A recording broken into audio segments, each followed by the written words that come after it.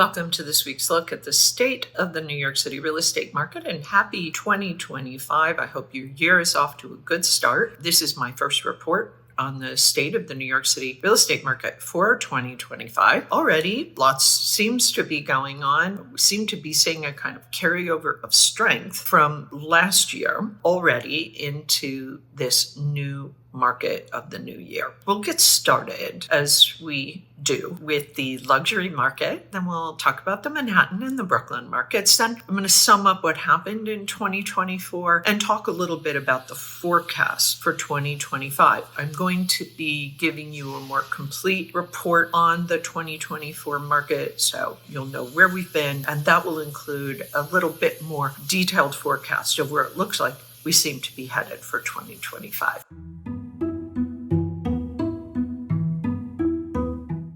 Okay, we'll get started now. With the luxury market, there were 20 contracts signed last week in the luxury market for properties priced at $4 million and above. That is 3 fewer than the previous week. Interestingly, there were 2 downtown condo properties that took the number 1 and 2 spots. We're going to get into that right now. The number 1 contract was Penthouse A at 67 Vestry Street. It was asking $48 million. It was actually raised from $43.5 million when the building started marketing in November of 2020. As I mentioned, it is a condo, it is a penthouse, and it is a triplex with about 6,200 square feet. It includes 4 bedrooms, 4 bathrooms, a library, and 2 powder rooms. There were 4 terraces that total just under 1,900 square feet. And 2 of those bedrooms and a media room on that floor span 56 feet overlooking the Hudson River. Upstairs, the middle floor has the living room, dining room. Those open onto another terrace, which also overlooks the river. And the top floor is a rooftop terrace with river views. Wow.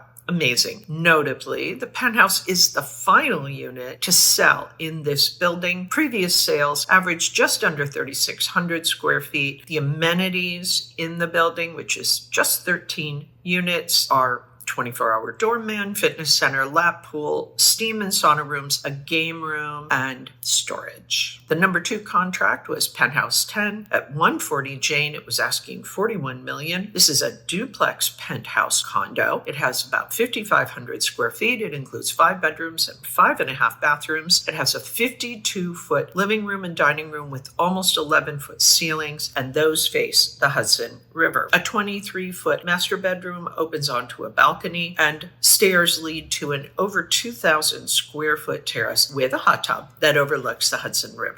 This 11-story building started marketing in September, and 8 of the 14 units have sold, averaging just under $5,500 a square foot. Amenities include a doorman, porte cochere, automated parking garage, fitness room, lap pool, and hot tub. Total weekly asking price sales volume, $209,724,000. Average asking price, $10,486,000. Median asking price, $6,474,800. Average discount from original ask to last asking price, 2%. Average days on the market, 583. Okay, that's it for the luxury market for last week. Pretty decent start to the new year in the luxury market. We're going to move on now, take a look at what's going on in the Manhattan and Brooklyn markets. As always, any questions, please post them below.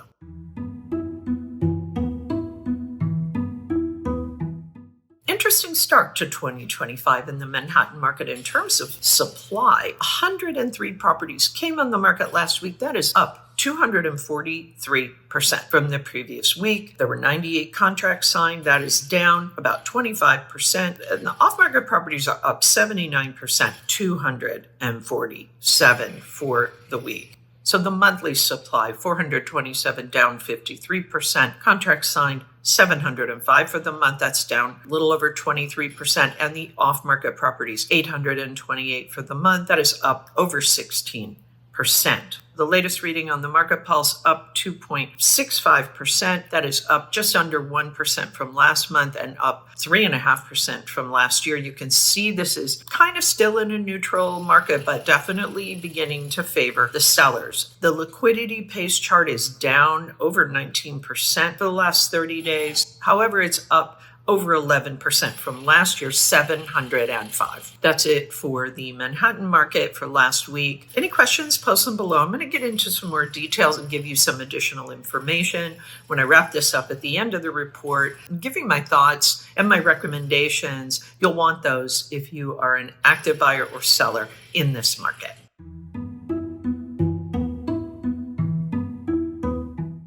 The supply in Brooklyn for last week, 92, that is up almost 92%. Contract signed 79, that's up almost 10%. Off market, wow, 178, that is an increase of almost 166%. The supply for the month in Brooklyn, 398, that is up almost 33%. Contract signed 448, that is down a little more than 26%. And off market properties, 423, up a little over 53%.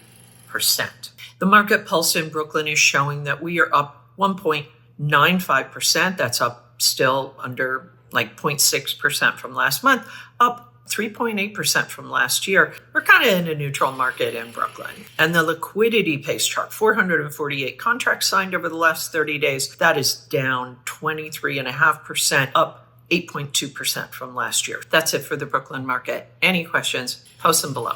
Now we're going to take a look at where we were in 2024, where it looks like we're going in 2025 as we begin this new year. If you're an active buyer or seller, be sure you stick around for that. There were 20 contracts signed last week in the luxury market, down 3 from the previous week. 4 of those were in the trophy category, meaning they were priced at $10 million and above. 13 were condos, 4 were co-ops, 1 was a condop, and 2 were townhouses. 10 were uptown, 10 were downtown. So starting to see more signs of life in the downtown market as we start the new year. A lot of that contract activity in the luxury market was predominantly for uptown properties. But last week we saw that it was a little more evenly divided. So perhaps some signs of strength for the downtown market. The conditions in the Manhattan and Brooklyn market, basically neutral.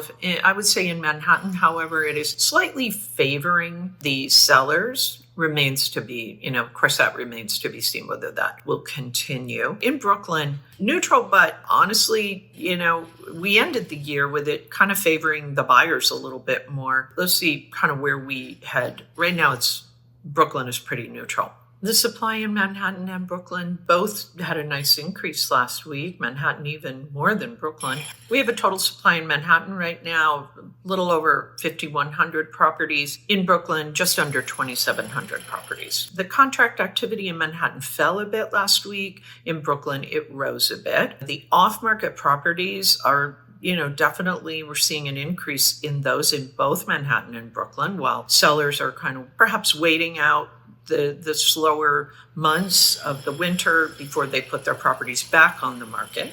And as I said, with regard to the liquidity pace, this 30-day moving window of contracts signed Manhattan, 705, Brooklyn, 448, that is kind of to be expected around this time of year. So not terrible, not terribly impressive either, but what do you expect? It's the beginning of January. Usually January is a pretty slow month, but we'll see. Maybe this year it won't be. So let's do a little bit of recapping 2024 and forecast for 2025. As many of you know, the last 2 years in Manhattan the market has been pretty flat. We began to see a strengthening last summer. It continued on, ending 2024 with a solid recovery and even a little bit of a shift to favor the sellers. In Brooklyn, the market's been kind of stronger overall than the Manhattan market. However, it has been more volatile, swinging back and forth between favoring the sellers, favoring the buyers. We'll see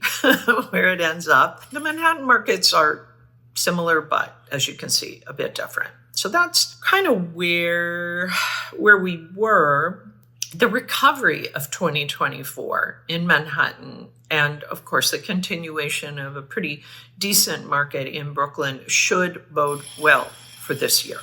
We should begin to see a little more inventory. We already are, but we should continue to see more new listings, especially as we move into the spring market, end of February. Usually between end of February, middle of March is when most of the new properties will come on the market. This should help with growth because don't forget, sellers are often then buyers. If things continue where we see the contract activity, strong as we did as we move through the fall and then the end of 2024, unless we see a lot more new inventory, it could be a bit of a tricky market in 2025 for buyers. The listing climate has definitely improved. However, it is still challenging. Sellers, you should use this time. If you're not ready to go on the market, use this time to prepare your property to go on the market in the spring, and definitely be sure you keep your asking price in alignment with the market. You always want to position yourself to be best in class. The days on the market, meaning from the time it's listed until contract gets signed, for 2024 was about 82 days on the market. So, it's good if you're a seller to kind of have an understanding of how the market is generally treating properties that are on the market. It always depends, of course, on what your competition is and how you're priced. However, I think it's not a bad idea to be able to be aware of what the average is for days on market. As always, though, it's what you really want to aim for is getting your deal done in those first couple of weeks, because that's when you make the most money. So if most of the properties are taking 82 days, they're probably having to take a bit of a discount.